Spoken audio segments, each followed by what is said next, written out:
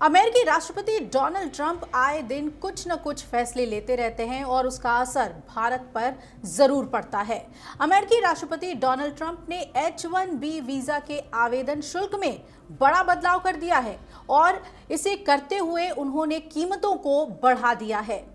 कितनी कीमत उन्होंने कर दी है? भारत के लिए क्या अब H-1B वीजा लेना महंगा हो गया है? इसका कितना असर पड़ेगा? ये तमाम बातें जानते हैं। आपको बता दें कि बड़ा बदलाव कर दिया है अमेरिका ने H-1B वीजा के आवेदन शुल्क को लेकर और इसे $1 लाख करने का फैसला किया है। $1 लाख यानी कि ये भारत के लिए बहुत ही महंगा साबित होगा। ट्रंप ने शुक्रवार को इसके संबंध में घोषणा पत्र पर हस्ताक्षर किए और इसके बाद H-1B वीजा के लिए सालाना $1 लाख अमेरिकी डॉलर यानी कि 88 लाख भारतीय रुपए आवेदन शुल्क के तौर पे आपको देना पड़ेगा। इस कदम का सबसे ज्यादा असर भारतीय कामगारों पर पड़ेगा जो इस लाभार्थियों में सबसे ज्यादा हैं। व्हाइट हाउस में ट्रंप के सामने बढ़ोतरी की घोषणा करते हुए अमेरिकी वाणिज्य मंत्री हॉवर्ड लुटनिक ने कहा कि H-1B वीजा शुल्क हर साल $1 लाख होगा और यह भी कहा कि सभी बड़ी कंपनियां इसके लिए तैयार हैं। अब क्या है H-1B वीजा कार्यक्रम, वो भी समझ लीजिए।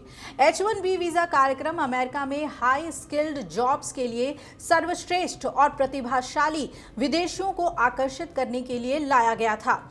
इसके बजाय ये कार्यक्रम विदेशी कर्मचारियों के लिए एक पाइपलाइन बन गया है जो अक्सर सालाना $60,000 से भी कम वेतन पर काम करने के लिए तैयार हो जाते हैं। ये अमेरिकी टेक्निकल वर्कर को आमतौर पर दिए जाने वाले $1 लाख से ज्यादा के वेतन के मुकाबले में बहुत कम है। ट्रंप ने जोर देकर कहा कि तकनीकी उद्योग इस कदम का विरोध नहीं करेगा। उन्होंने कहा कि मुझे लगता है कि ये नए वीजा शुल्क से बहुत खुश होंगे। वाणिज्य मंत्री लुटनिक ने कहा कि H-1B वीजा के लिए सालाना $1 लाख का भुगतान करना और सभी बड़ी कंपनियां इसके लिए तैयार हैं। हमने उनसे बात करके ही ये फैसला लिया है। अब समझ लीजिए कि अमेजॉन, एप्पल, गूगल और मीटा जैसी बड़ी तकनीकी कंपनियों ने समाचार एजेंसी AP के टिप्पणी के लिए भेजे गए अनुरोधों का जवाब भी नहीं दिया। लुटनिक ने यह कहा कि अब आप ट्रेनी को H-1B वीजा पर नहीं रखेंगे क्योंकि अब ये आर्थिक रूप से ठीक नहीं है। अगर आप लोगों को प्रशिक्षित करने जा रहे हैं तो आप अमेरिकियों को करेंगे। अगर आपके पास ये बहुत ही कुशल इंजीनियर है और आप उसे लाना चाहते हैं तो आपने अपने H-1B वीजा के लिए सालाना $1 लाख का भुगतान कर सकते हैं और H-1B वीजा पाने वाले सबसे ज्यादा भारतीय हैं। तो समझ लीजिए कि ये चोट सीधे भारत पर है। अमेरिका के आधिकारिक आंकड़ों के मुताबिक H-1B वीजा हासिल करने वालों में 71% भारत से हैं, जबकि चीन से 11.7% और इसके साथ चीन दूसरे नंबर पर आता है, लेकिन पहले नंबर पर, पहले पायदान पर भारत आता है।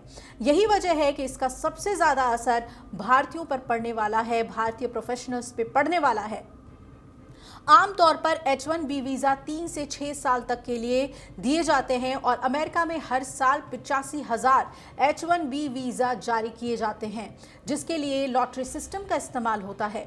इस साल अमेजॉन के लिए सबसे ज्यादा 10,000 से ज्यादा वीजा मंजूर हुए। उसके बाद टाटा कंसल्टेंसी, माइक्रोसॉफ्ट, एप्पल और गूगल का नंबर रहा। अगर आप भी अमेरिका में काम करके मोटा पैसा छापने की सोच रहे हैं तो आपका ये सपना अब महंगा हो चुका है।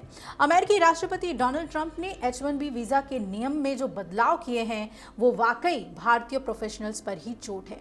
$1 लाख यानी कि 88 लाख एक भारतीय को पे करना होगा अमेरिका की जमीन पर पहुंचने के लिए और इसका सीधा असर हमारे सर्विस सेक्टर पे पड़ने वाला है। व्हाइट हाउस के स्टाफ सेक्रेटरी विल श्रॉफ ने कहा कि H-1B non immigrant visa programme का मकसद यही है कि ऐसे हाईली स्किल्ड लोग अमेरिका में काम कर सकें, लेकिन इसका सबसे ज्यादा दुरुपयोग हुआ है, इसलिए इसकी फीस बढ़ाकर अब $1 लाख कर दी गई है, जिससे ये सुनिश्चित होगा कि जो लोग अमेरिका आ रहे हैं वो वास्तव में बहुत ही उच्च योग्य हैं और उन्हें अमेरिकी कर्मचारियों से बदला नहीं जा सकता। जाहिर तौर पर ट्रंप के अमेरिका फर्स्ट की नीति का ये परिणाम है जो वो लगातार ऐसे नियम बना रहे हैं जिसमें अमेरिकियों को प्राथमिकता देने की बात वो कह रहे हैं, लेकिन इसका नुकसान अमेरिकी कंपनियों को होगा, क्योंकि 71% जो वर्क फोर्स है वो भारत का रहता है। और ऐसे में अगर भारतीय प्रोफेशनल्स को आने से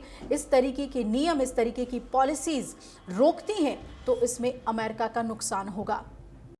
अगर आप ये वीडियो YouTube पर देख रहे हैं तो हमारे चैनल को सब्सक्राइब कर बेल आइकन दबाएं, और Facebook पर देख रहे हैं तो हमारे पेज को लाइक करें।